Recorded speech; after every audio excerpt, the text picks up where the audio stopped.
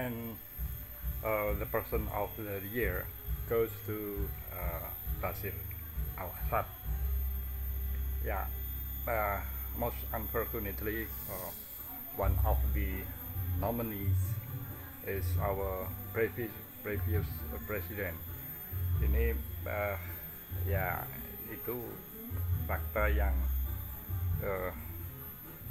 direport oleh OCCRP, Organized Crime and Corruption Reporting Project. Itu satu lembaga internasional nirlaba atau NGO begitu ya, yang bermarkas di Amsterdam, yang ya kita boleh tidak suka dengan apa yang ya boleh dikatakan hal yang membuat kita sebagai bangsa itu ya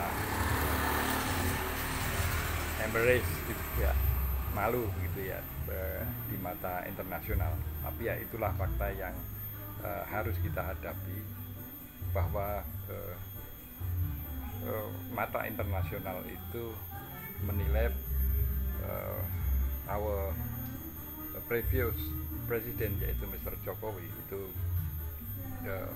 masuk kandidat pemimpin terkorup. Jadi ada 6 kandidat. Ada yang baru-baru ini Perdana Menteri Bangladesh yang kemudian melarikan diri ke India, Sheikh Hasina, yang kemudian sejarah memanggil Muhammad Yusuf untuk memimpin negeri Bangladesh. Kemudian ada Bashir Al-Assad sendiri yang kemudian ditetapkan sebagai the person of the year, mengalahkan kandidat-kandidat yang lain. Ada 2 dari Afrika, yaitu Kenya dan Nigeria. Kemudian ada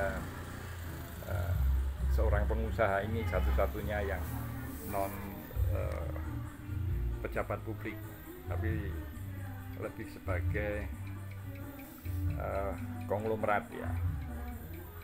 Sekali lagi itu fakta internasional yang harus dihadapi oleh bangsa Indonesia. Ya, kita boleh malu, boleh marah, boleh jengkel, tapi kemarahan, kejengkelan itu kalau berhenti di situ itu tidak membawa efek positif bagi perjalanan bangsa ini ke depan. Nah, justru menurut saya itu ke depan ya bagaimanapun gerak internasional itu menuju demokratisasi, kemudian menuju pada environmental ethics. Jadi harus bersahabat dengan alam, tidak eksploitatif terhadap alam, karena logika we are live in the small planet ya, kita semua itu hidup di planet yang kecil yang bernama bumi. Maka satu kerusakan di satu titik di muka bumi ini akibatnya akan efek negatif ke seluruh,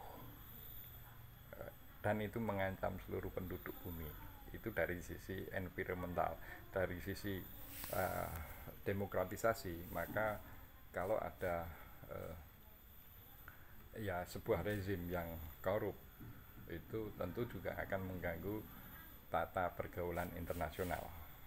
Dan saya kira ini jadi catatan penting bagi Mr. Prabowo ke depan, bahwa ya mau tidak mau, kalau kita tidak ingin dikucilkan dalam pergaulan dunia internasional, yang salah satu konsekuensinya kita akan kesulitan untuk to retrieve foreign direct investment. Ya, ini hal-hal yang terkait dengan tata kelola pemerintahan yang bersih, ya itu mau tidak mau harus jadi perhatian begitu ya. Dan saya kira ini Mr. Prabowo paham betul dengan hal ini. Ya, sekali lagi barangkali itu sangat mengecewakan bagi taruhlah pengagum previous presiden, tapi itulah pandangan internasional terhadap salah satu tokoh yang turut mewarnai perjalanan sejarah bangsa Indonesia. Dan kita tidak usah terlalu baper, karena sebagaimana yang diungkapkan oleh Profesor Dorothy Satun Kuncoro Sakti, sejarah itu tidak berhenti pada menyesali masa lalu kita yang kelam atau membanggakan masa lalu kita yang barangkali penuh keemasan. Perjalanan sejarah itu adalah terus ke depan, ya, sebagai bangsa yang tidak menghindar dari komunitas internasional. Ya, hal-hal yang dilaporkan oleh OCC RP tadi harus jadi perhatian bersama, mulai dari presiden hingga masyarakat. Salam konstitusi.